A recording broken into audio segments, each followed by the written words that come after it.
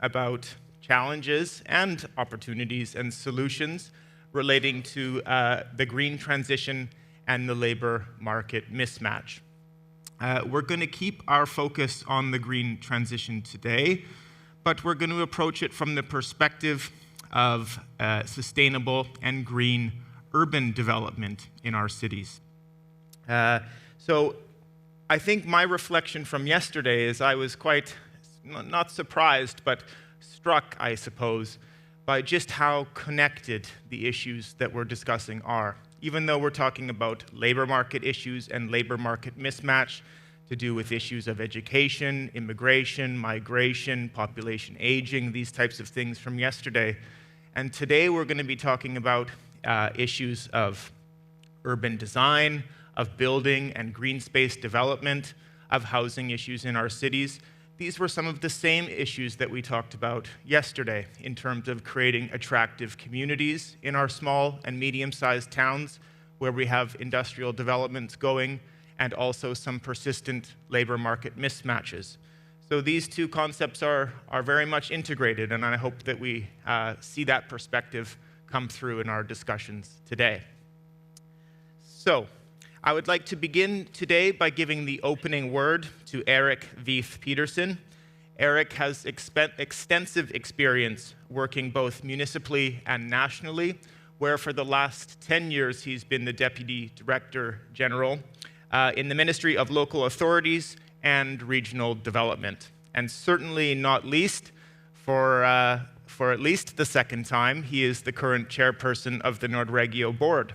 So, welcome, Erik. The floor is yours for the opening word for day 2 of the Nordregio Forum. Thank you, Ryan. And thank you all for an interesting session yesterday and for a nice evening as well. So, as Ryan said, I work in a ministry and with the responsibility of urban planning, even responsible for urban sprawl, I guess, architecture, city growth agreements. We also have a special arrangement, collaboration with cities with problems dealing with social inequality and so on. So we have a lot of different work going on concerning today's topics. But I'm also a farmer, so it comes with that I live on a countryside. And what's the countryside like? Well, it's peaceful, it's quiet. If I look outside, there are deer outside, there are nice birds. Actually, there are flowers outside as well. That's quite alarming in the end of November. But okay. But it's a nice place. And what's the city like? Well, there is a lot of cars, there is a lot of noise. The air quality is bad. If you go out on the street, you might be hit by a car or somebody stabs you with a knife. And for all these reasons, most people seem to want to live in cities. So, but on the other hand, former research, among others from Nordregio, if you ask people what qualities with our cities do you appreciate most, and what do people answer? Well, it's close to nature. Oslo, Stockholm, it's very close to the forest. It's very close to nice coastal areas in Stockholm. And this is interesting. Maybe we all inherit from farmers, because it seems that we like to live in cities, but we are longing back to the green. And this, in one way, gives meaning to today's topic, green transition.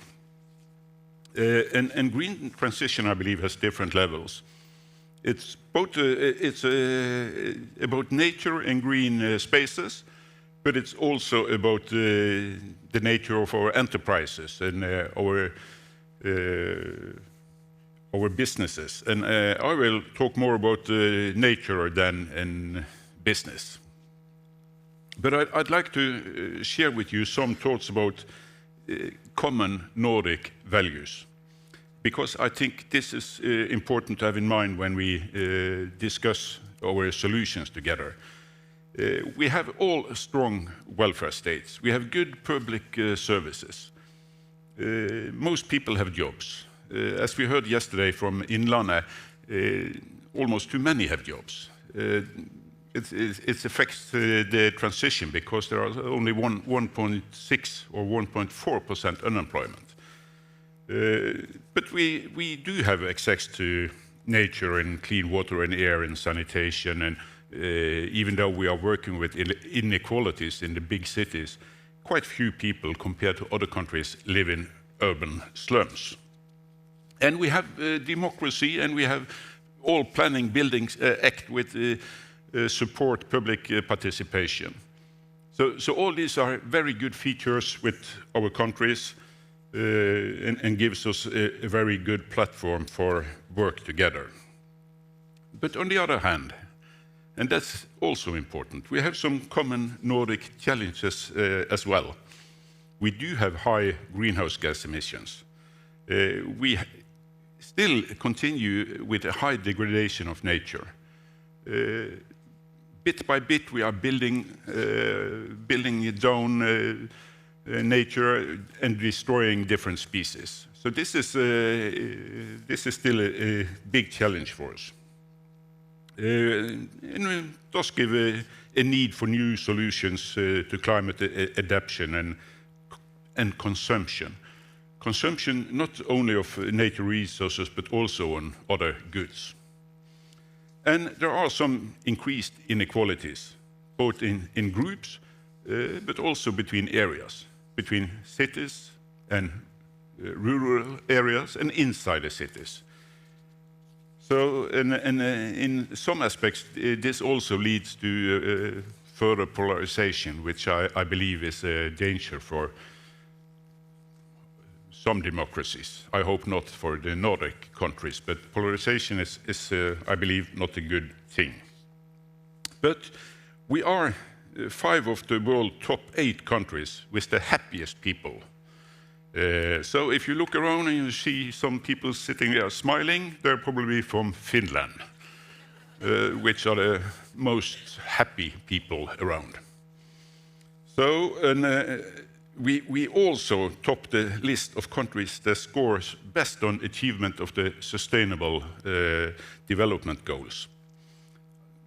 The Nordic countries, with Iceland also quite close to the top. But again, on the other hand, there is another list of the so-called spillover effect. How does our development affect the rest of the world and their ability to grow? And there we are not so good. The Nordic countries rank as number 124, 137, 39, 46, 158. So our consumption and way of living do affect the rest of the world. And this is the platform for today's work. We have to change things. We have to develop our cities. 83% in Norway live in cities and small towns, and we have to make this 83%. We make it possible for them to live sustainable, and for their own sake and for people in other countries. So how we do this is important for all of us, and I think the platform is important. We have good intellectual institutions in the Nordic countries. They can give us all good advice, delivering useful research, and I hope this will be the case today. I think we need good examples of what works and also what doesn't work. Among others, also in the ministries, to deliver new ideas to our politicians. So I'm looking forward for today's to listening to today's sessions and discussions and learn from these Nordic insights. So I hope this will be as interesting and fruitful as yesterday. And then, thank you. The floor is yours, Ryan. Thank you very much, Erik.